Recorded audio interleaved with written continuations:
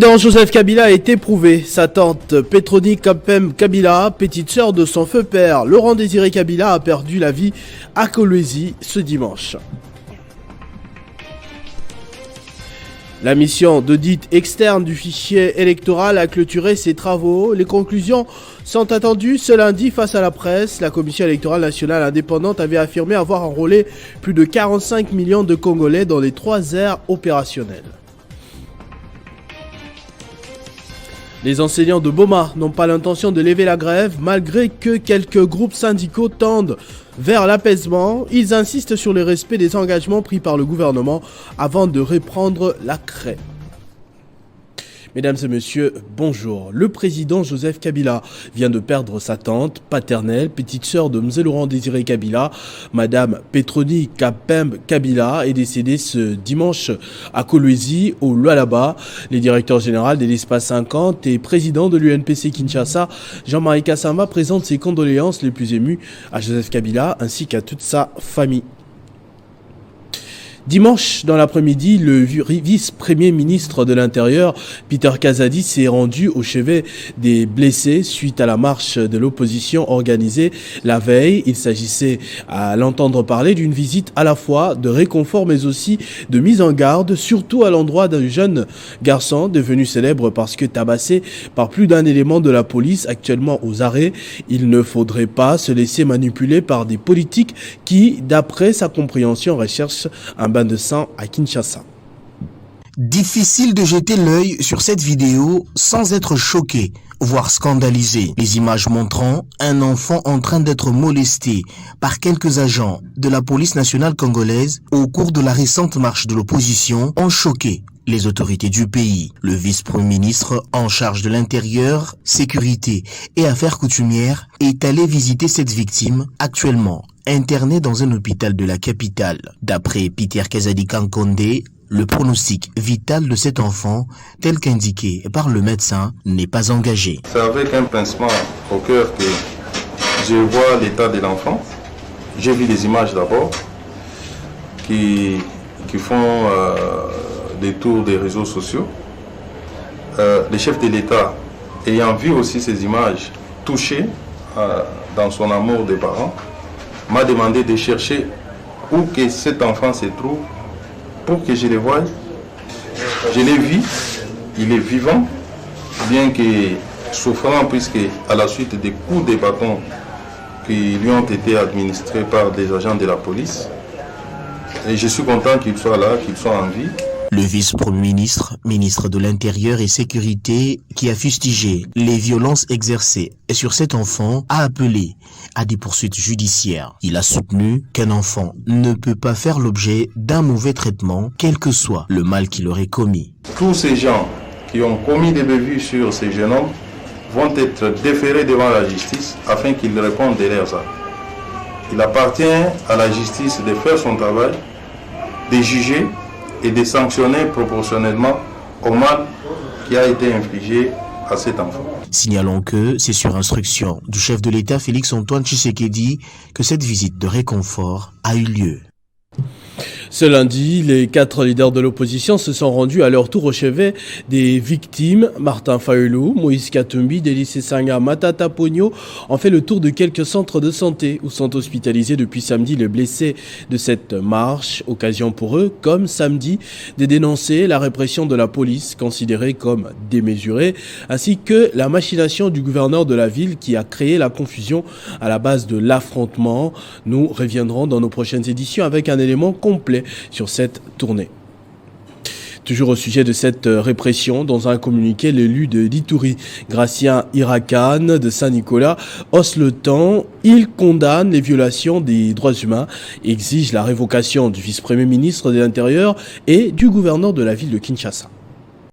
Dans son communiqué, D'après ses écrits, l'élu de l'Ituri accuse le VPM de l'Intérieur Peter Kazadi et le gouverneur de la ville Gentini Ngobila d'être les premiers responsables de la situation vécue lors de la marche de l'opposition et exige leur révocation. Gracien Dessé Nicolas Irachan condamne l'autorisation de 3 manifestations de grande envergure, sachant bien que la crise est très profonde entre l'opposition et les pouvoirs en place. Il charge en outre le commissaire provincial de la police et ses commandants d'opération qui, selon lui, méritent une arrestation immédiate. Le député dit constater que les manifestants, transformés en miliciens, ont circulé en petits groupes, armés de machettes, bâtons et barres de fer, dans plusieurs communes et quartiers, sans être escortés par la police et s'attaquant à toute personne avec un signe de visibilité des partis de l'opposition. Non, nous sommes déterminés à continuer notre démarche. S'ils nous bloquent, on va trouver toujours comment continuer à manifester parce que nous devons manifester contre l'insécurité, contre la vie chère et contre les processus chaotiques. On est déterminés.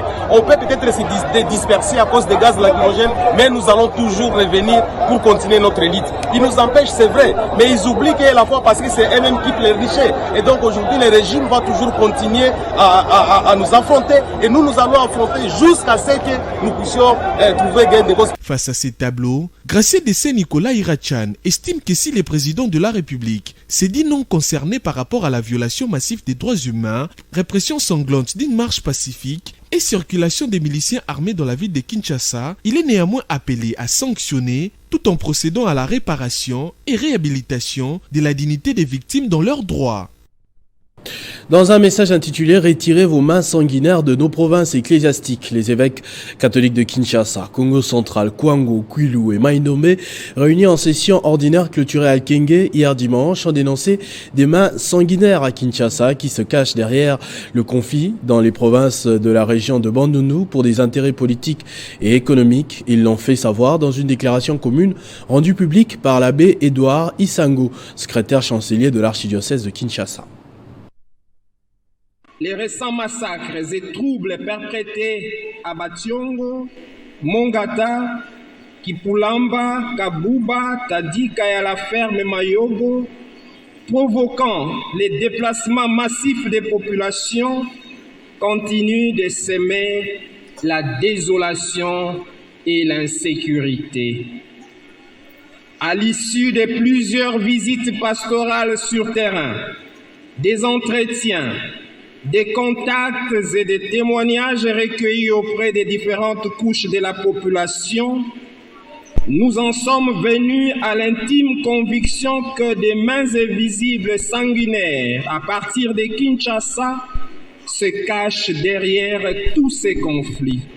Visiblement, nous assistons impuissants à une pure instrumentalisation de ces conflits par certains hommes politiques en quête de légitimité locale.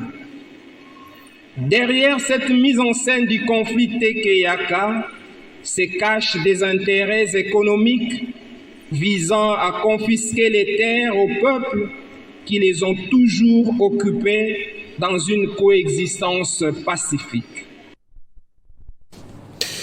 La mission d'audit externe du fichier électoral a clôturé ses travaux. La Commission électorale nationale indépendante, CENI, avait affirmé avoir enrôlé plus de 45 millions des Congolais dans les 3 aires opérationnelles. L'audit externe du fichier électoral de la Commission électorale nationale indépendante avait débuté le lundi 15 mai et a été effectué par une équipe mixte d'experts nationaux et internationaux sélectionnés à l'issue d'un appel à candidature lancé le 9 mai.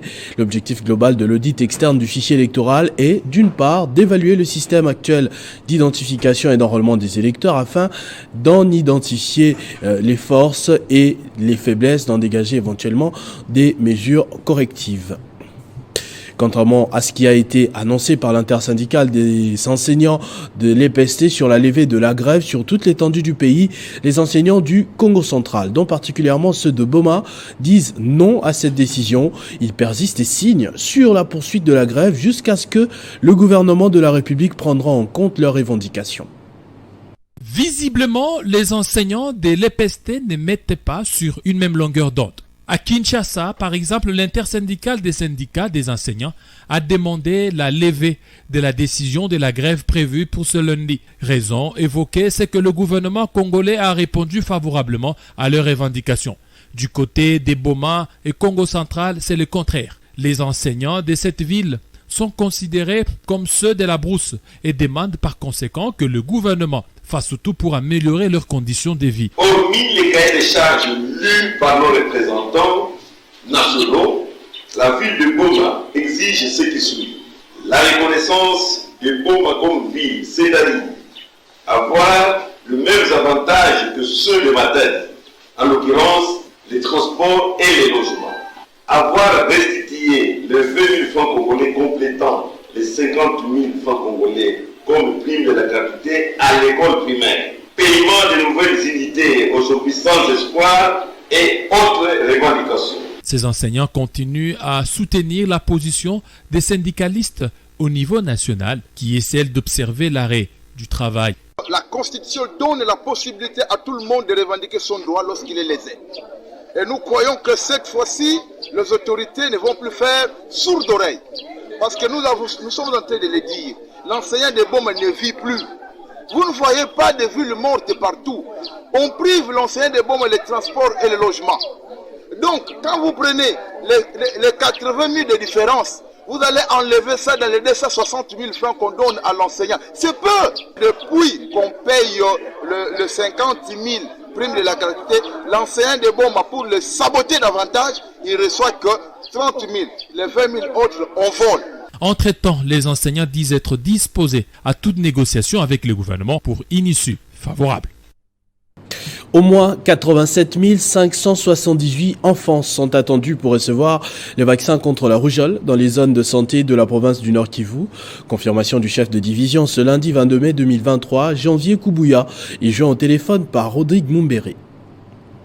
C'est pour cette belle information. Effectivement, la joie est la nôtre au niveau de la province du Nord Kivu de confirmer l'information comme quoi nous avons débuté depuis la semaine passée la campagne de vaccination contre la rougeole, une campagne de masse qui concerne toutes nos zones de santé de la province. Il faut signaler que c'est depuis plusieurs mois que les zones de santé n'avaient cessé de notifier de cas de rougeole au point de nous retrouver en pleine épidémie et il nous fallait une réponse de cette envergure. Fort heureusement que cette réponse a commencé depuis la semaine passée. Et c'est ici également l'occasion de saluer tous les efforts que notre gouvernement a déployés pour que justement nous puissions arriver à ce grand jour de la vaccination contre la rougeole. Au-delà des efforts fournis par notre gouvernement par rapport aux moyens financiers, moyens logistiques, nous devons également saluer les contributions de nos partenaires techniques et financiers dont la liste elle est longue, je ne pourrais pas la citer, qui ont également contribué au point justement d'accéder aux emplois qui se retrouvent dans des zones à sécurité limitée aujourd'hui. En tout cas, c'est quasi dans toute la province, dans toutes nos zones de santé, que nous allons devoir vacciner parce que la maladie n'a pas de couleur, comme vous le savez. Et l'avantage, c'est que, en tout cas, avec l'appui de nos partenaires, nous allons vacciner partout. La pratique est de plus en plus courante dans une ville de Kinshasa, capitale, très bondée, surtout dans sa partie ouest. Des stations-service poussent comme des champignons un peu partout dans la cité, sans respect des normes urbanistiques et environnementales au point de mettre la population en danger, constat de nos reporters sur terrain. Érigées depuis quelques années dans plusieurs communes de la ville de Kinshasa, ces stations-service constituent en même temps une source de revenus pour beaucoup des Congolais et un danger dans la mesure où leur installation ne respecte pas les normes en la matière.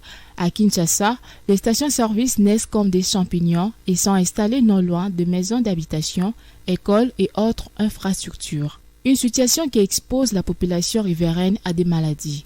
D'après l'étude publiée dans le journal Management de l'environnement, Les niveaux de benzène et de l'hydrocarbure hexane dans l'air sont plus élevés dans les zones proches des pompes. C'est en particulier lors des ravitaillements que les composés polluants se dégagent dans l'atmosphère. Selon certains habitants de cette ruelle, la population fait face à un danger et comment expliquer l'existence de plusieurs stations-service dans un même endroit. Pour les conseillers du ministre des Hydrocarbures, interrogés à ces sujets, toutes les discussions sont prises en compte pour trouver des solutions idoines.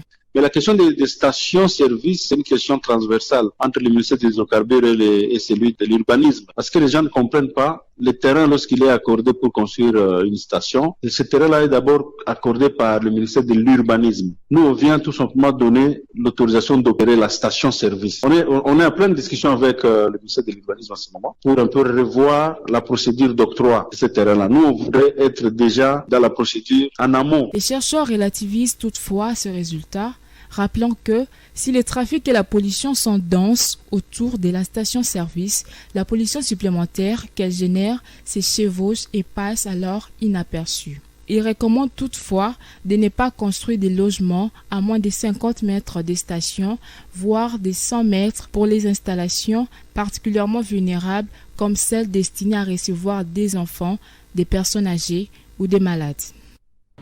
Au Soudan, les affrontements se poursuivent plus d'un mois après les débuts de la guerre entre l'armée du général Abdel Fattah et les forces de soutien rapide du général Daglo. Le week-end, l'ambassade du Qatar était attaquée par des hommes armés, illustrant le chaos qui règne désormais dans le pays. Un cessez-le-feu d'une semaine a été conclu samedi soir entre les belligérants et devrait entrer en vigueur ce lundi. En sport, la deuxième édition des championnats d'Afrique de clubs champions francophones d'athlétisme a vécu à Kinshasa. La RDC a gagné la part belle à domicile. Sur le continent, les affiches des finales des interclubs de la CAF sont connues depuis le week-end. Le point avec Christian Bokaya qui vient de me rejoindre sur ce plateau. Bonjour et bienvenue. Bonjour Christopher Ochokoum. Merci beaucoup. On commence avec l'athlétisme que j'ai cité tout à l'heure. Les rideaux des championnats d'Afrique des clubs champions francophones ont été tirés hier. Effectivement, les athlètes congolais se sont démarqués lors de ce championnat d'Afrique de clubs champions francophones organisé à Kinshasa du 20 au 21 mai dernier.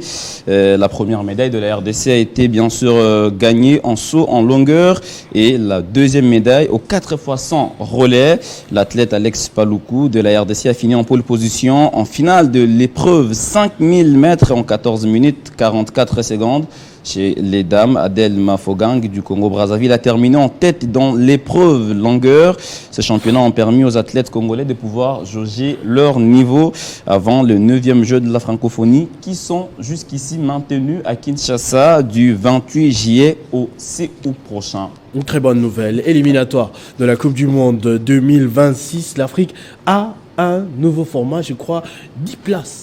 Effectivement, au départ c'est d'abord 9 et puis il y aura une place comme ça probable à prendre si le meilleur deuxième de la zone Afrique réussissait à battre le représentant de la zone CONCACAF. Une sorte de barrage donc. Effectivement, ce sera alors le deuxième barrage. Christopher, alors à l'issue de sa réunion du 18 mai dernier à Alger, la Confédération africaine de football a pris plusieurs décisions, notamment celles concernant les éliminatoires de la Coupe du Monde 2026. Il y aura 9 groupes qui seront répartis chacun des 6 équipes. Les premières équipes de chaque groupe obtiendront une qualification directe pour la phase finale. La CAF a pensé aussi à une deuxième possibilité, celle de déterminer les meilleurs deuxièmes.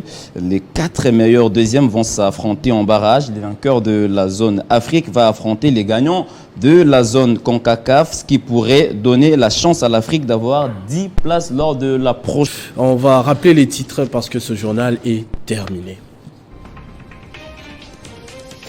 Le président Joseph Kabila a été éprouvé. Sa tante Petroni Kapembe Kabila, petite sœur de son feu père Laurent Désiré Kabila, a perdu la vie ce dimanche à Kolwezi. Jean-Marie Kassamba, président des journalistes de Kinshasa, a présenté ses condoléances à Joseph Kabila et à toute sa famille. La mission d'audit externe du fichier électoral a clôturé ses travaux. Les conclusions sont attendues ce lundi face à la presse. La Commission électorale nationale indépendante avait affirmé avoir enrôlé plus de 45 millions de Congolais dans les 3 aires opérationnelles. Les enseignants de Boma n'ont pas l'intention d'élever la grève, malgré que quelques groupes syndicaux tendent vers l'apaisement. Ils insistent sur le respect des engagements pris par le gouvernement avant de reprendre la craie. Ne nous quittez pas, la revue de presse de Benjamin Moudiata, c'est dans un instant.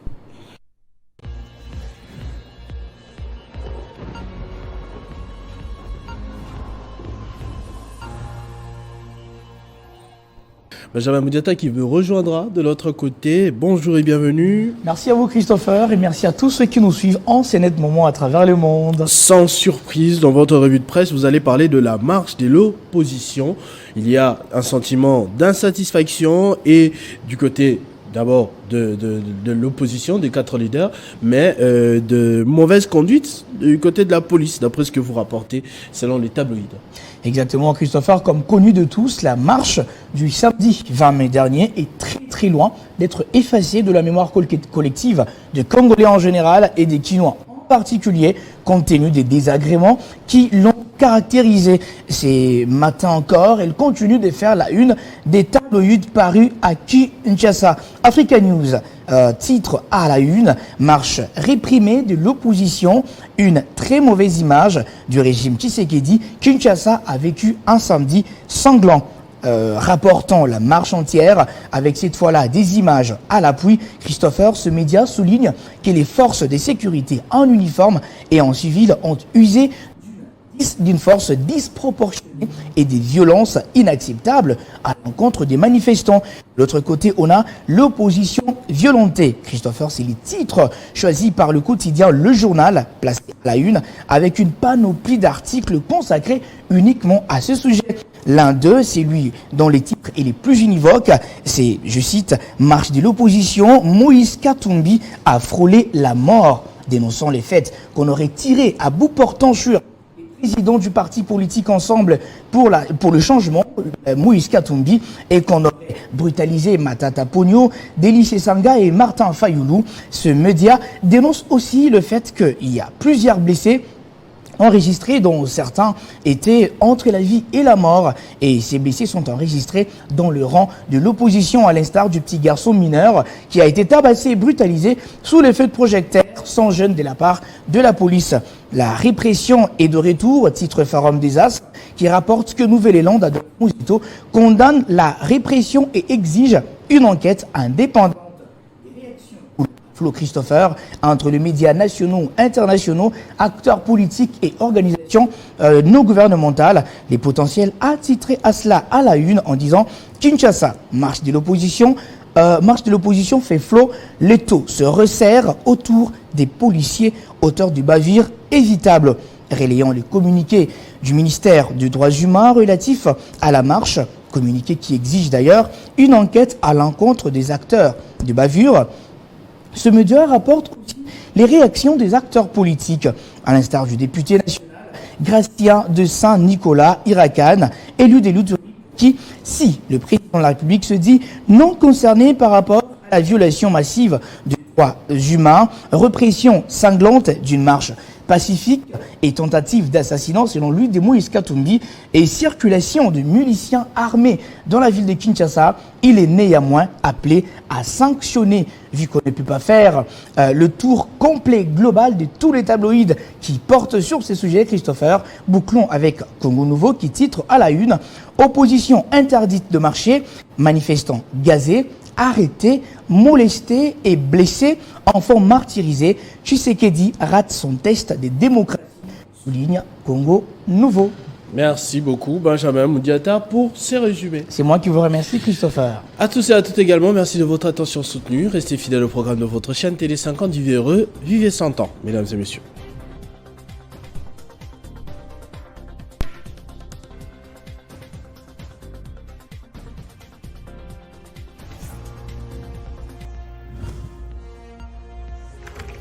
L'actualité reste incontinue.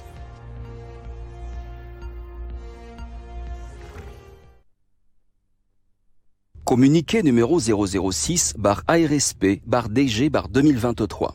La Direction générale de l'autorité des régulations de la sous-traitance dans le secteur privé, ARSP en sigle, en République démocratique du Congo, porte à la connaissance des entreprises principales et des entreprises sous-traitantes sur toute l'étendue du territoire national ce qui suit. 1. La mesure de suspension de la délivrance des attestations d'enregistrement prise le 1er mars 2023 pour des raisons de réorganisation interne liées principalement au souci de lutter contre les pratiques illicites de contournement de la loi numéro 17/001 du 8 février 2017 fixant les règles applicables à la sous-traitance dans le secteur privé telles que le recours au prête-nom est levé. 2. Une nouvelle procédure de traitement des dossiers de demande d'enregistrement a été mise en place et les agents commis à cette tâche viennent de clôturer leur formation.